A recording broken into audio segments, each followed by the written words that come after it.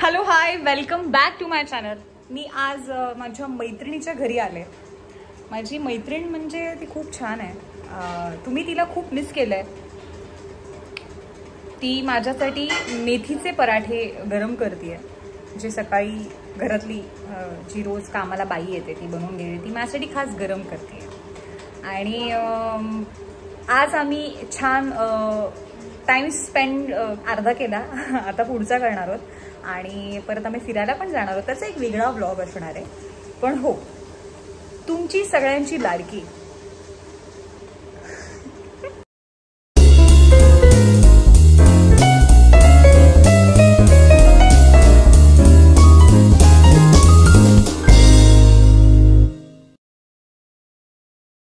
ज्ञानदा राम तीर्थकर म्हणजेच अप्पू आज तिच्या मी घरी आले.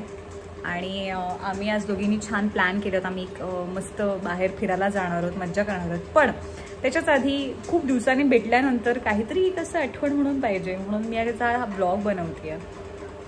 तर ती येते, जेव्हा पराठे घेऊन येईल ना बाहेर तेव्हा मी व्हिडिओ काढते. ती म्हणाली मी रेडी आहे.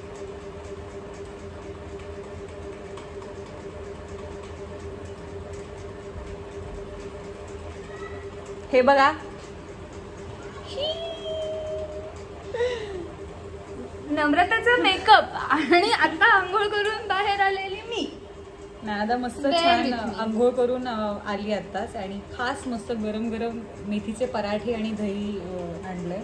येस, आता आम्ही जेवून जाणार आहोत बाहेर. पण मग तोपर्यंत विचार केला की हा एक आपला छोटासा व्हिडिओ बनवायला पाहिजे. काय वाटतं? अर्थात, ऑफकोर्स. बरोबर. तर मी काही प्रश्न विचारणार आहे, म्हणजे तू उत्तर द्यायची. ओके, खाता खाता. हा फॅन बंद करायचा, त्याचा आवाज येणार त्याच्यामध्ये. येणार? पंखा बंद करायला पाहिजे. वेट. ओके, तर पंखा बंद केलेला आहे आणि ट्रायपॉड वरती आम्ही फोन लावलेला कारण की हात दुखेल. ओके, सो पहिला प्रश्न, तू आम्हाला किती मिस केलंस? खूप मिस केलं मी, खरंच खूप मिस केलं मी. पुण्याच्या घरी सुद्धा मी तुझे व्लॉग बघत असते, तुझे टाकतेस, म्हणजे आम्ही सगळेच बघतो. नम्रता आई बाबा माझे व्लॉग बघतात बाबा. या, आणि हिच्यापेक्षा मग तिच्या बाबांना माझे जास्त अपडेट्स असतात. त्यामुळे नम्रता प्रधानांच्या युट्यूब चॅनलवर आणि तुमच्या सबस्क्रायबर्सना भेटायची मी वाट बघत होते. बाई, माझे सबस्क्रायबर तुला भेटायची वाट बघत होते. हा, ते फार तुम्ही मेसेजेस करायचे ना अप्पूला कधी भेटणार, ती कधी येणार. मग finally Appu is here. Yes. मग आता पुढचे काय प्लॅन? सध्या तरी नाहीये काही प्लॅन. ऍक्च्युली खावानो पिवानो मज्जानी लाईफ फेज आहे. येस. बोलणी चालू आहे, ऑडिशन्स चालू आहेत. बोलणी चालू आहेत कामाची ऑब्विसली कामाची बोलणी चालू आहे, ऑडिशन्स चालू आहेत, मीटिंग्स चालू आहेत. Let's see. जो होता अच्छे के लिए होता. लोकांचं खूप म्हणणं आहे आपली सिरियल बंद झाली, बंद नव्हती करायला पाहिजे. त्याच्यावर तुझं काय म्हणणं आहे? नाही, मला असं वाटतं की काय म्हणू, प्रत्येक कथेचा आहे ना एक पर्टिक्युलर जीव असतो. त्याच्यापेक्षा जास्त ती उगाच जर ताणली तर मग कंटाळवाणं होतं बघायला. सो आय एम ग्लॅड की ठिपक्यांची रांगोळी हा प्रोजेक्ट कुठेच तशा प्रकारे ट्रोल नाही झाला. शेवटपर्यंत लोकांना कुठे कंटाळा नाही आला की अरे, म्हणजे हे कुठे मला ऐकायला नाही मिळालं किंवा कुठे वाचायला नाही मिळालं की अरे बास झाला, आता ही सिरियल बंद करा, बास आता खूप झाला, आता कंटाळा आला बघून. असं नाही झालं. त्यामुळे आय एम ग्लॅड. आणि जसं तू म्हणालीस तसं जे होतं ते चांगल्यासाठीच होतं. त्यामुळे ह्या प्रोजेक्टने आपल्याला सगळ्यांनाच खूप काही दिलंय.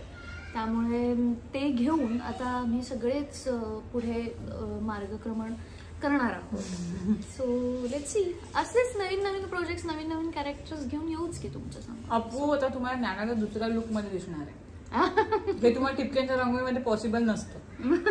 हा, जर तुम्हाला दुसरा लुक जर बघायचा असेल छान असं काहीतरी, तर ते यासाठी तिला दुसरा प्रोजेक्ट करावा लागेल. त्यासाठी तुम्हाला वेट करावं लागेल. So weight.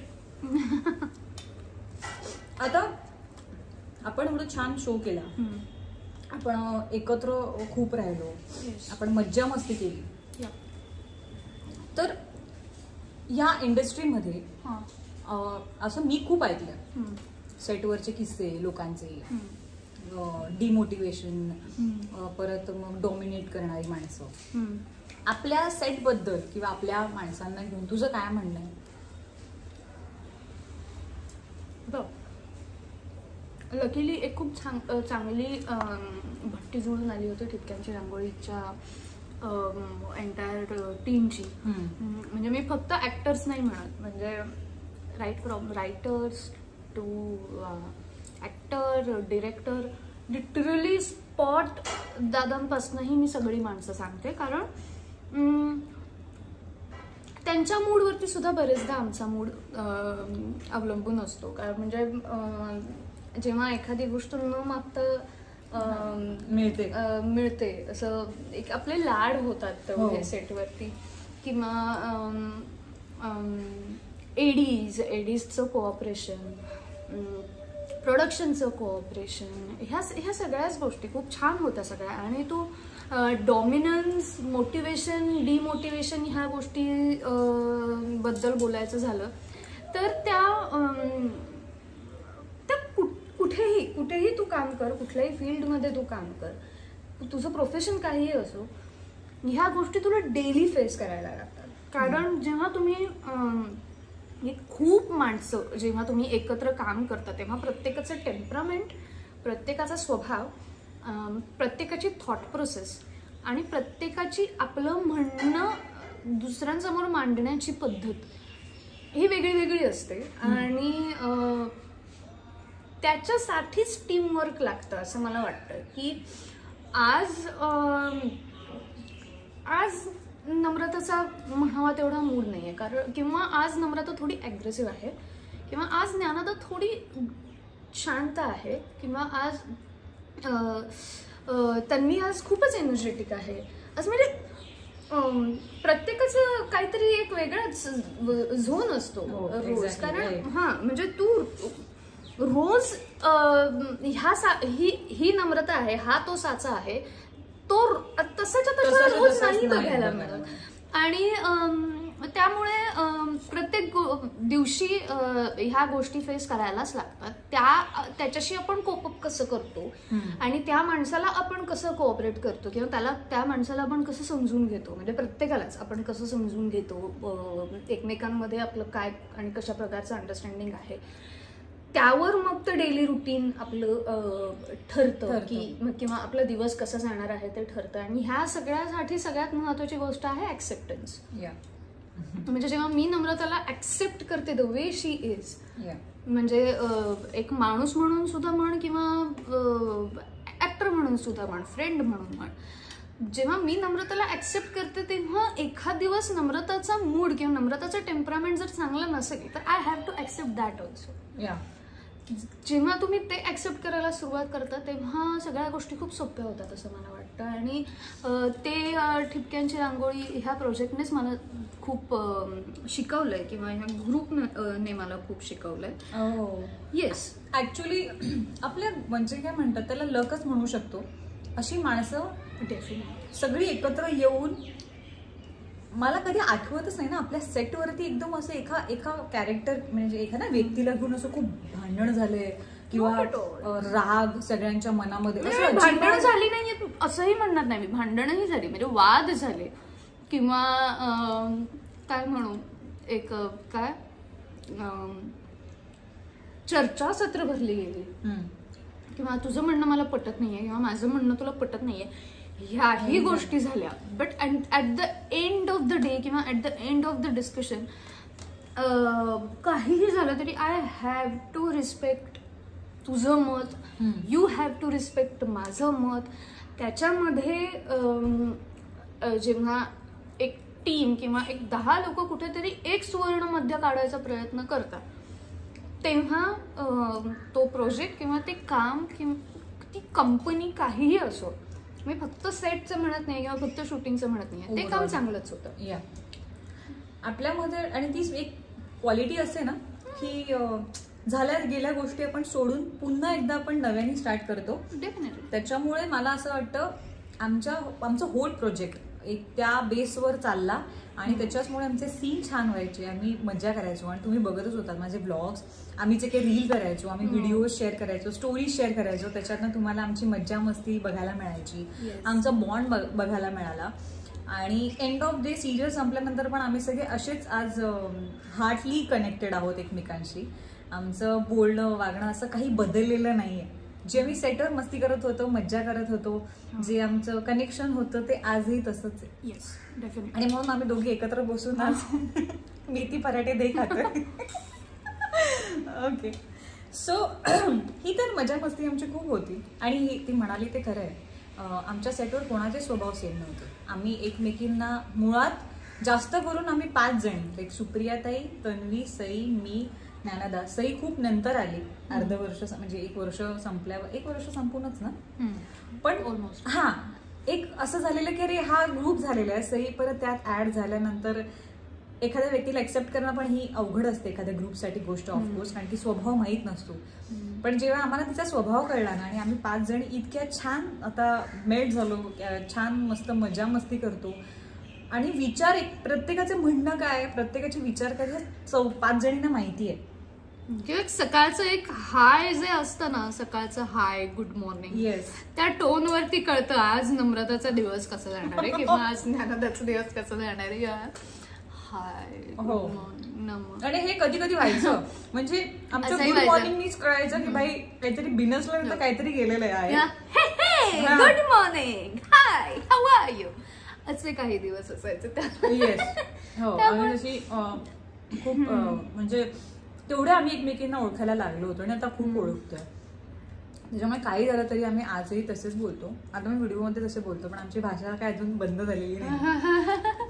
किंवा मी हेही सांगेन की ना, प्रत्येकाचा वाईब पण वेगळा वेगळा आहे खरं तर तसं बघायला गेलं तर. म्हणजे माझा वाईब खूप वेगळा आहे, नम्रताचा वाईब खूप वेगळा आहे, तन्वीचा तर त्याच्यापेक्षा वेगळा आहे, सईचा एक वेगळा आहे, सुप्रियाताईचा एक वेगळा आहे, स्वप्नीलचा वेगळा वाईब आहे, चेतनचा वेगळा वाईब आहे, अतुल दादाचा वेगळा वाईब आहे. Everybody has their vibe. त्याच्यामुळे काय म्हणू, एखादा माणूस जर एखाद दिवशी लूज पडत असेल तर दुसरा माणूस ती एनर्जी पास ऑन करायलाही तितकीच मदत करतो.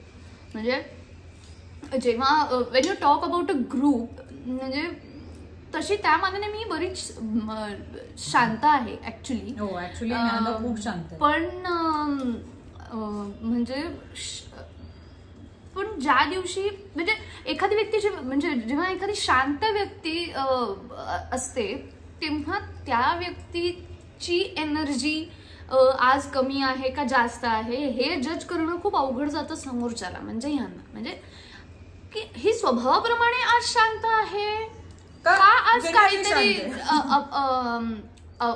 अपसेट आहे म्हणून शांत आहे, किंवा आज तेवढी एनर्जी तिची लागत नाहीये म्हणून ती शांत आहे. ह्या गोष्टी एकमेकींबरोबर राहून कळतात आणि तशा प्रकारे एकमेकींना तसं कोऑपरेट केलं जातं किंवा तशी एनर्जी दिली जाते. मला हिची एनर्जी फार माहिती आहे. ही जेव्हा चिडते ना, कोणाला भडकली असेल, हिच्याशी बोलत नाही, मी अजिबात जात नाही. तन्वी तरी किमान तिला मनवायला जाते, मी तिच्या समोर एकदा समजा तन्वीवर खेकसली, मला कळलं भाई ही चिडते एवढी जायला नको. पण हिची एक चांगली गोष्ट काय माहितीये, हिला जेव्हा हिचा मूड ऑफ असेल, हिला काही वाटत असेल, ही शेअर करते, ही एक्सप्रेस करते की बाबा अशी अशी झाली गोष्ट. वैतागली असेल तरी ती चिडून काय असू दे ती सांगते, भाई हे असं असं झालंय मग काय करायचं. पण ही ती एक क्वालिटी चांगली की ती आतल्यात तेवढं नाही ठेवत. आणि ती ज्या लोकांना आपलं मानते किंवा तिला वाटतं की ही व्यक्तीवर मी विश्वास ठेवू शकते, हिला शेअर करू शकते, ती जेन्युइनली त्या व्यक्तीला शेअर करते आणि सांगते. हा, म्हणजे मी मला समोर बसवते. तर ती बऱ्यापैकी माझ्याबरोबर तिने बऱ्याच गोष्टी शेअर केल्या. तिने मला विचारलंय, तिला जेव्हा कधी कन्फ्युजन पण असतं की बाबा आता काय करायला पाहिजे, ती मला विचारते आणि मी तिच्याशी तेवढ्या गोष्टी शेअर करून तिच्याशी बोलते, सांगते.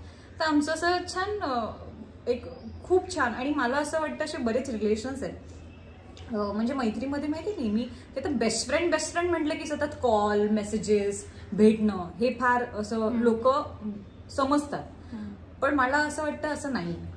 बेस्ट फ्रेंड म्हणजे की प्रत्येक उठबसला तुमच्या मित्रमैत्रिणीसोबत असेल असं नसतं. काही एक स्पेस असतो जो त्या रिलेशनला दिला पाहिजे. जसं आपण आपल्या एखाद्या काय म्हणतात प्रेमिका वगैरे ह्यांना जे काही असं पकडतो ना की बाबा ही व्यक्ती माझी तर माझ्यासोबत प्रत्येक वेळेस असं नसतं. प्रत्येक रिलेशनचे एक काय म्हणतात त्याला फॉर्मेट्स वेगळे असतात सगळे. रिलेशन कुठलंही असो, कुठलंही रिलेशन असतो, एकमेकांना एकमेकांची स्पेस देणं गरजेचं आहे. आणि त्याला काय शेअर करायचंय, किती लेवल कुठल्या लेवलला शेअर करायचं हा त्याचा डिसिजन आहे. त्याच्यामुळे आपण फोर्स नाही करू शकत. भाई तुम्हाला ही गोष्ट का नाही सांगितली, तिला सांगितली तुम्हाला नाही सांगितली.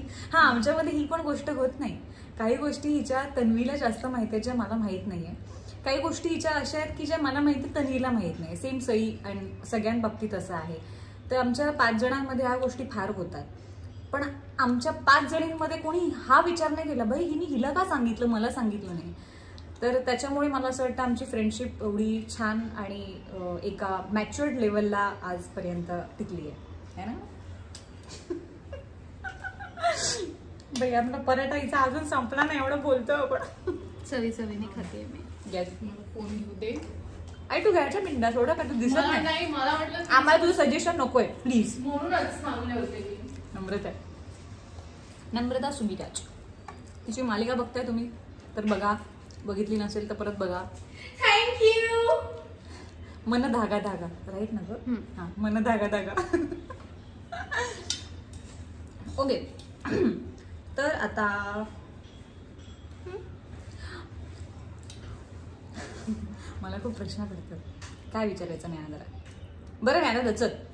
खूप लोक विचारतात की तुमचं डेली रुटीन म्हणजे लाईक स्किन काय म्हणतात स्किन रुटीन, हेअर रुटीन, तुझं रुटीन काय आहे. म्हणजे चल आपण स्टार्ट करूया स्किन रुटीन. स्किनला काय काय लावते, तुझी स्किन इतकी छान गॉर्जियस गोळी पावन. पहिली गोष्ट मुळात ती पहिल्या जन्मापासून गोरी आहे, त्याच्यामुळे गोऱ्यापर्यंत जाऊ नका. हा ती छान कशी ठेवते ह्याच्यावर तुम्ही विचारू शकता. तू सांग. मी बेसिकली मी ज्या दिवशी मेकअप करणार आहे त्या दिवशीचा स्किन प्रेप वेगळा असतो आणि ज्या दिवशी मी मेकअप नाही करणार आहे, मी घरीच आहे, त्या दिवशीचा स्किन प्रेप वेगळा असतो.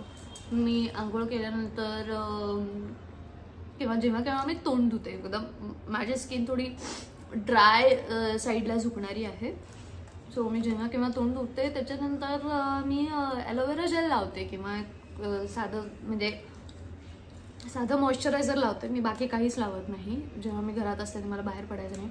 मला बाहेर पडायचं आहे पण मी मेकअप नाही करणार आहे, तर मग मी जस्ट एक सनस्क्रीनची एक ॲडिशन होते त्याच्यामध्ये. लिप बाम मला दर तासाला 1.5 तासाला लावायला लागतं. सो ते एक आहे. लिप बाम मी सतत लावत असते किंवा घरी असते तेव्हा जाता येता मी तूप लावते ओठांना. आता हिवाळ्यात जास्तच ओठ जरा फाटतात त्याच्यामुळे मी तूप लोणी वगैरे लावते ओठांना. झोपताना पण इनफॅक्ट तूप वगैरे लावून झोपते मी बरेचदा. सो हे आहे. जेव्हा मला मेकअप करायचं नाही आहे तेव्हा मी नाही फारसे प्रॉडक्ट्स वापरत. आणि जेव्हा मला मेकअप करायचा आहे तेव्हा मात्र मी हायलुरॉनिक ॲसिड सिरम, कारण माझी स्किन ड्राय आहे तर मी ते सिरम लावते चेहऱ्याला. त्याच्यानंतर मी मॉइश्चरायझर लावते, मग मी सनस्क्रीन लावते. सो ह्याच गोष्टी आहेत बेसिकली. म्हणजे माझ्या स्किनसाठी hydration plays a very important part.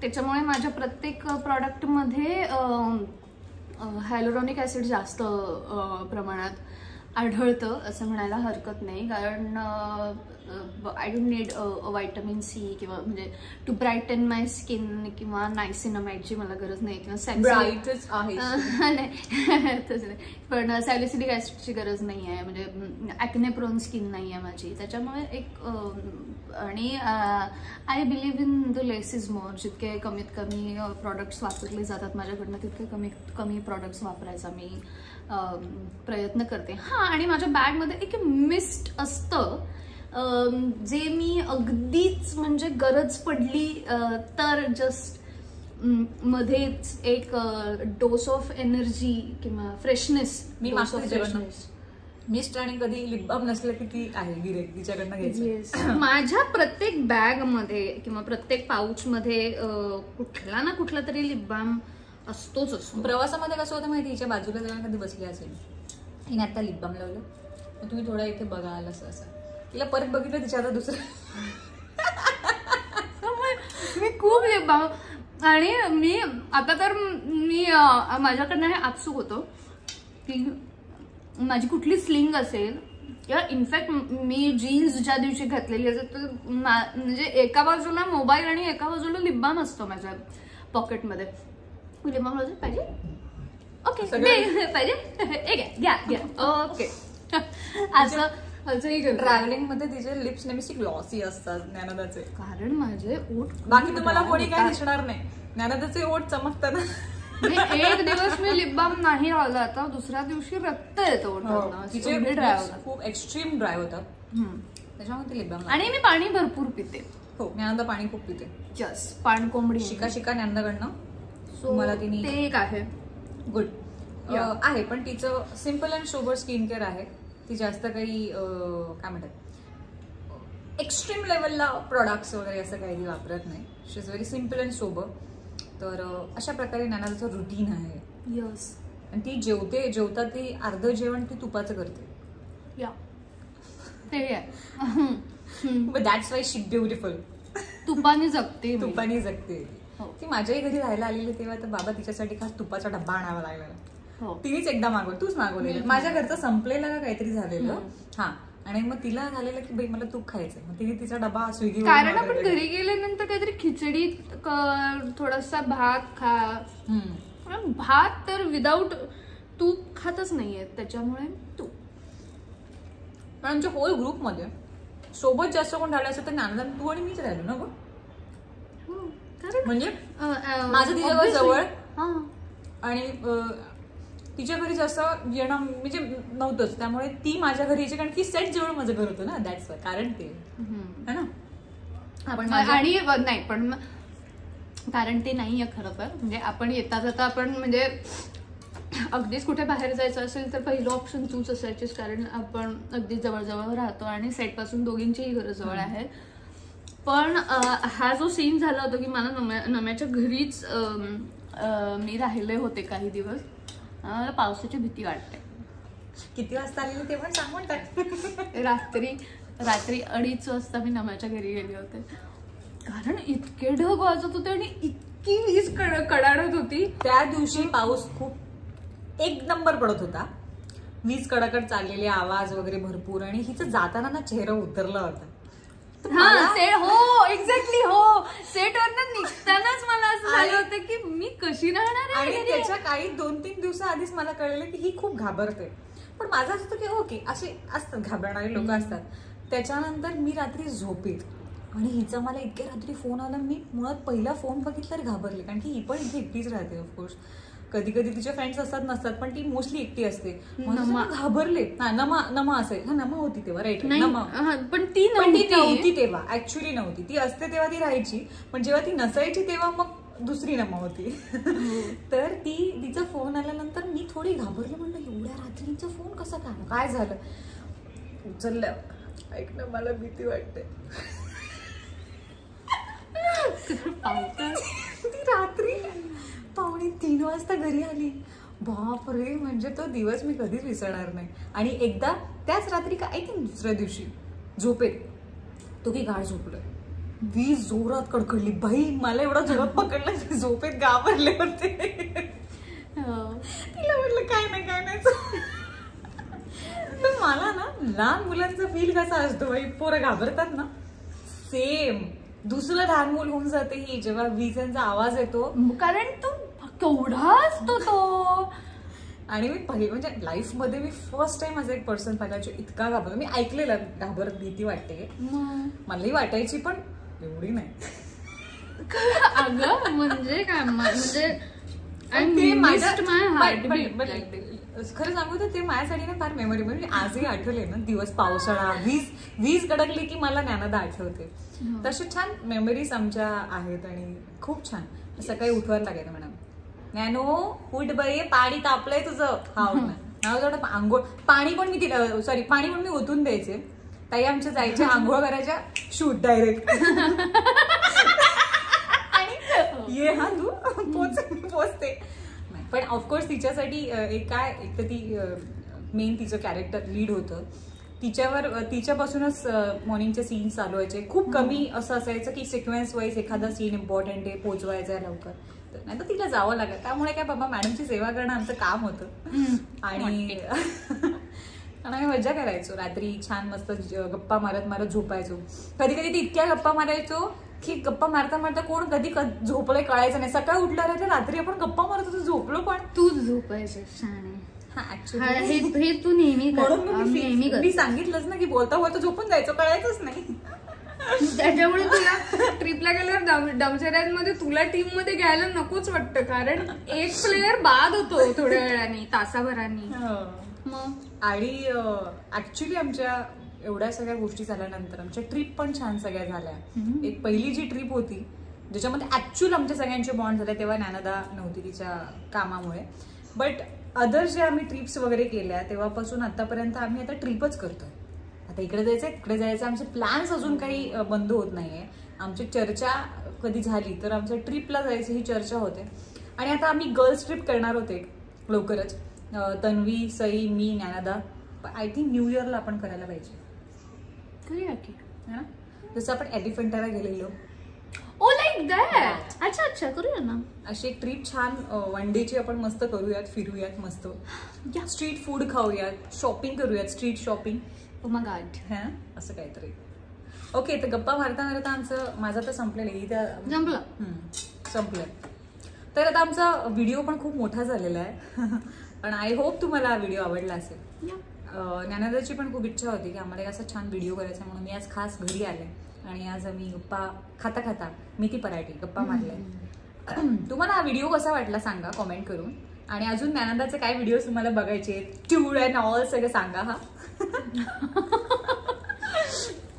Okay, thank you so much. मला जसं नमाने सांगितलं तसं मी या चॅनलवर कधी येणारे अशी वाट बघत होता, किंवा नेहमी तिला तशा कमेंट्स आल्या असेल किंवा तुम्ही तिला तसे मेसेजेस केले असतील. So thank you so much. तुम्ही इतकं प्रेम करता आणि इतके छान छान मेसेजेस किंवा कमेंट्स करत असता, त्याने आम्हालाही काम करायला एक वेगळा हुरूप येतो, किंवा तिलाही नवीन नवीन व्हिडिओज करायला एक वेगळी एनर्जी मिळते नेहमीच. आणि प्रत्येक व्हिडिओला ती त्या एनर्जीने शूट करत असते, ब्लॉग करत असते तिचा. So thank you so much. आणि इथून पुढे येणारे आमचे कुठलेही प्रोजेक्ट्स असू दे त्यालाही तुम्ही तेवढा छान सपोर्ट कराल अशी आशा. आणि बाकी काही नाही, बस नजर ना लगे ये फ्रेंडशिप तिने इव्हल आहे घातलंच आहे वाटतं. जी नाती अशी एस्टॅब्लिश झालेली असतात कामामुळे म्हणा, किंवा म्हणजे ज्या लोकांना आम्ही कुठल्याही सिरियलच्या सेटवर भेटतो आणि हा बॉन्ड क्रिएट होतो, सो तो बॉन्ड तसाच चिरकाल टिकून राहावा. Yes, that's it. आणि आता खूप एक्साइटिंग डे आहे आमच्या पुढे, कारण आम्ही खूप एक्साइटिंग गोष्टी करणार आहोत आणि ती शूट करणार आहे. आय मीन एक्साइटिंग गोष्ट आहे, अजिबात नाही एक्साइटिंग गोष्ट आहे.